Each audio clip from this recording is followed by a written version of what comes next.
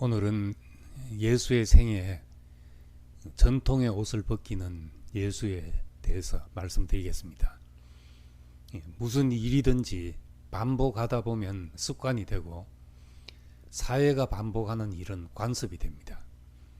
오랜 관습은 그 사회의 전통과 문화가 되는데 우리가 당연한 진리인 것처럼 여기는 것들이 문화이고 전통일 때가 많습니다.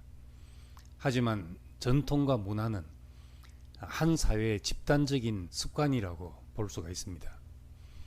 예수님은 당시 유대 사회에 깊이 뿌리 내린 전통의 옷을 벗기고 참 하나님의 말씀의 정신으로 되돌리려고 하셨습니다.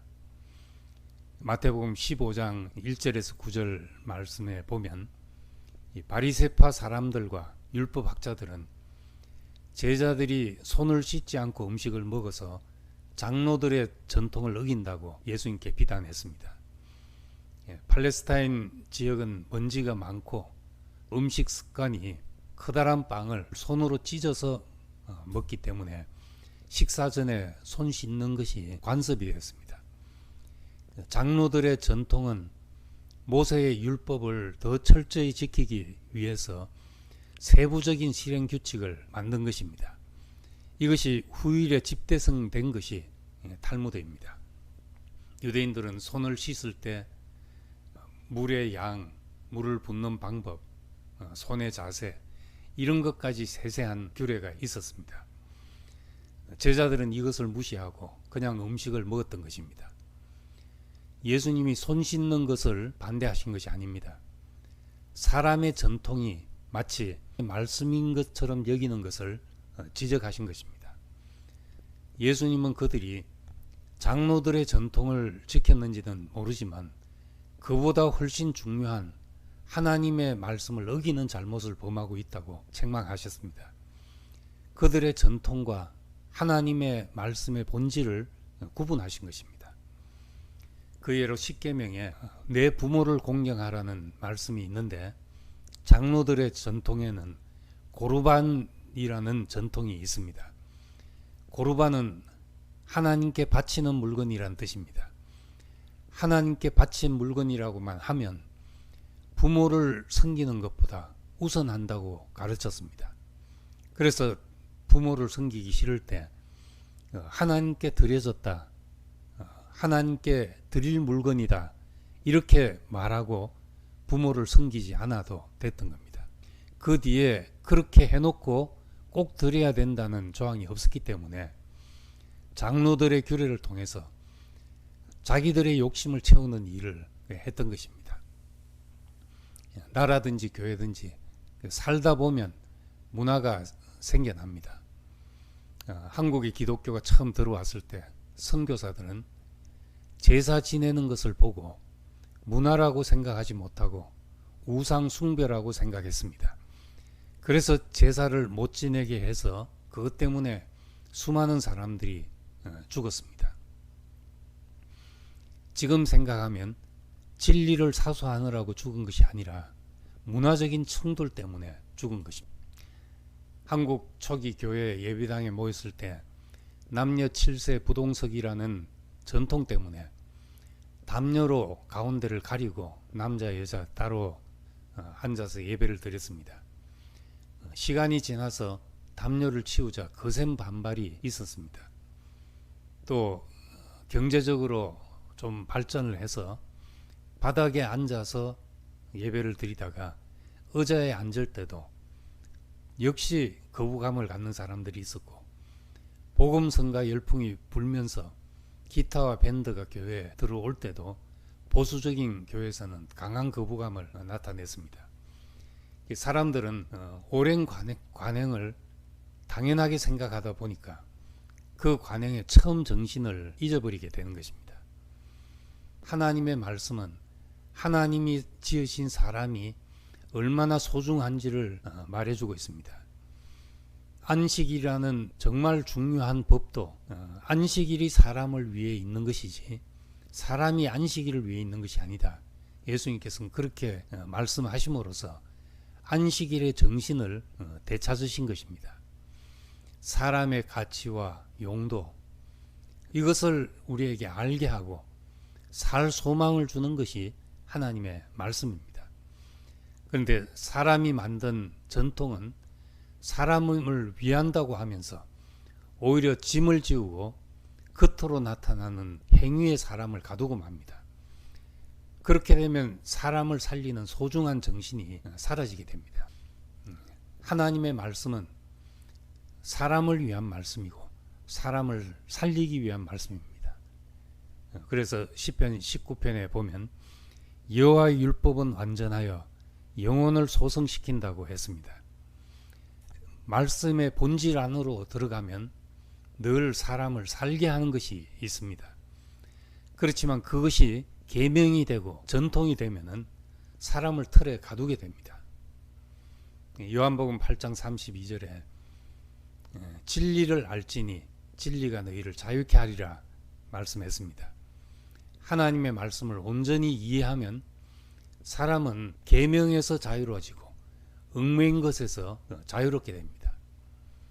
유대인들이 장로들의 전통을 지키면서 하나님의 말씀을 지킨다고 생각한 것처럼 오늘날도 전통과 문화를 지키는 것이 하나님의 말씀을 따르는 것으로 오해하는 경우가 많습니다. 교회 안에 있는 일이라 할지라도 그것이 우리의 문화일 수가 있습니다. 전통과 문화의 옷이란 것은 상당히 두꺼워서 어디까지가 옷이고 어디까지가 문화인지 구별이 안 될 때가 많습니다.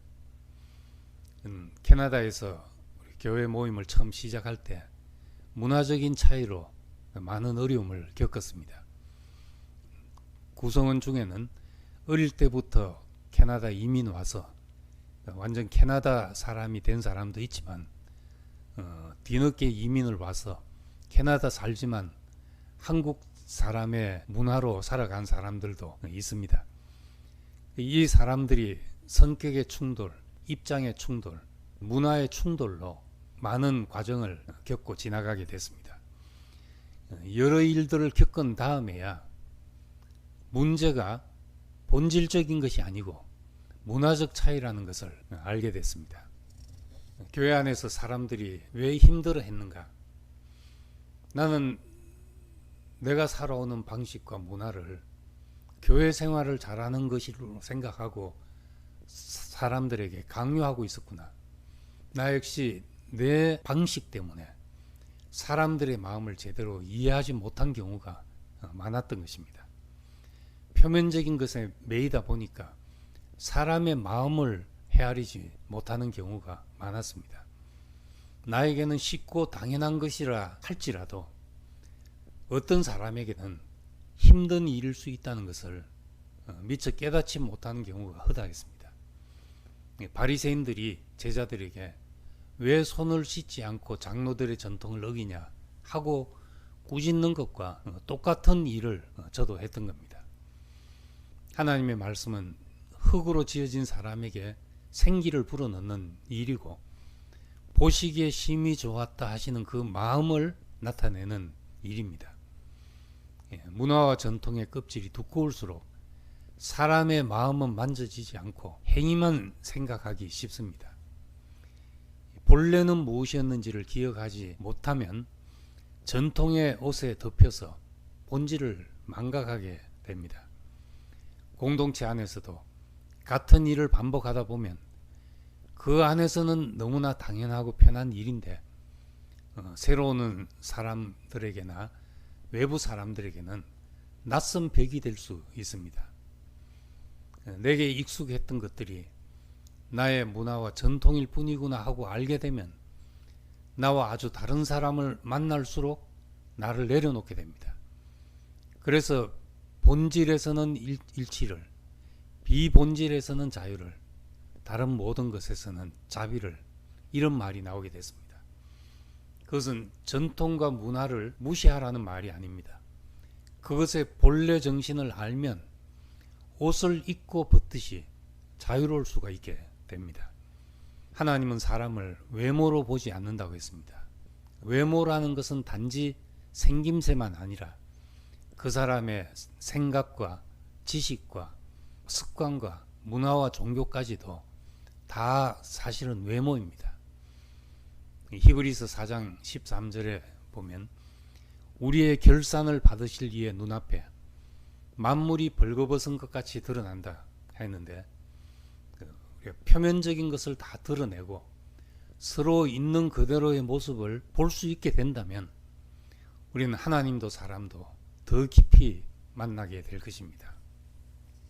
복음을 전하는 것은 교회에 담을 쌓고 와서 배우라 하는 것이 아닙니다. 바울이 유대인에게는 유대인의 모양이 되고 이방인에게는 이방인의 모양이 되었다는 말은 자신의 전통과 문화의 옷을 벗고 상대의 모양과 상대의 언어로 복음을 전하려 한 것입니다. 또 빌립보서 2장 6절에 그는 근본 하나님의 본체시나 하나님과 동등됨을 취할 것으로 여기지 아니하고 오히려 자기를 비어 종의 형체를 가져 사람들과 같이 되었고 사람의 모양으로 나타나셨다고 했습니다. 하나님이 사람의 모양으로 오셨다는 것은 모양만 다르게 나타나셨다는 양태론을 말하는 것이 아닙니다. 자신의 형태를 버리시고 사람의 형태로 오셨다는 말입니다. 그것을 하나님의 사랑이라고 말합니다. 우리가 다른 사람을 사랑하는 방식은 내가 그 사람의 형태로 가는 겁니다. 우리가 다른 사람에게 갈 때 나의 모양을 고집하면 한 자리에서 만나기 어렵습니다. 그 사람의 모양으로 가야 깊은 인생의 본질까지도 나눌 수가 있게 됩니다. 예수님께서 자기를 비어 종의 형체를 가지시고 사람의 모양으로 오셨기 때문에 십자가에 죽으시고 살리는 영이 되셨습니다. 마찬가지로 우리 역시 예수의 십자가 앞에서 우리에게 덧입혀졌던 것들을 다 벗어버리고 사람들 안에서 하나님이 본래부터 사람에게 두셨던 고귀한 존재적 축복을 더욱 귀히 여기는 사람이 되기를 소망합니다. 감사합니다.